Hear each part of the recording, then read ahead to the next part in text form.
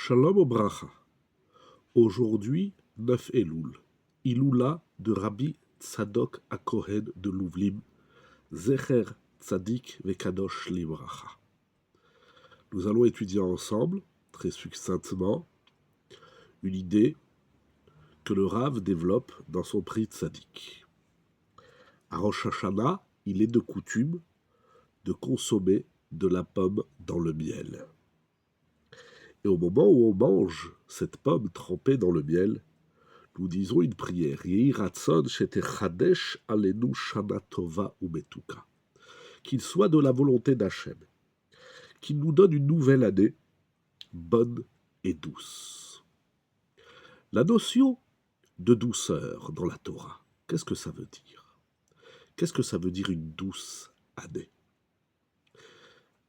Le Rav développe une idée fantastique.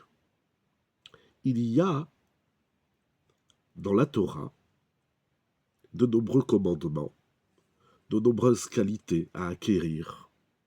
La Torah, c'est tout un mode de vie qu'Akadosh Baruch Hu nous offre sur cette terre. Le tzaddik, c'est celui qui suit les pas de la Torah. Il est soumis à la volonté de Dieu dans le monde, créateur du monde. Mais voilà, nous dit le Rav, que bien souvent, nous n'avons pas l'élan de faire les choses. Nous les faisons parce qu'il faut les faire. Mais nous manquons de douceur. Et lorsque nous ne faisons pas la Torah avec douceur, de façon mielleuse, alors on l'a fait, mais on n'est pas pris, investi. Et donc, on ne ressent pas les choses. On les fait parce qu'il faut les faire, mais on ne les ressent pas. Et on manque donc de simra.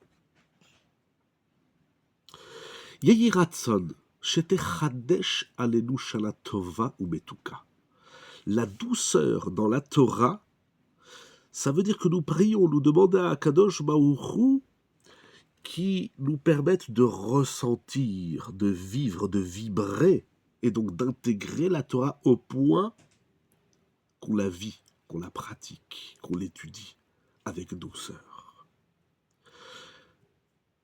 Pour ce faire, il faut du chidouche, de la hitratchut. Il faut du renouveau. Il faut un nouvel élan.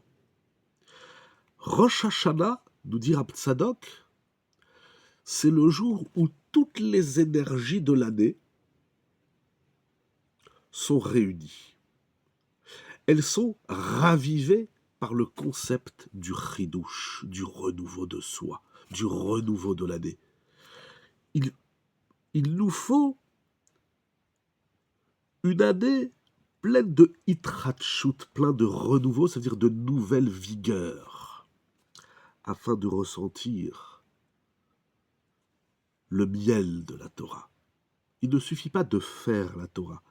Faut-il encore goûter de sa douceur pour à notre tour nous adoucir. Shana Tova ou Metuka.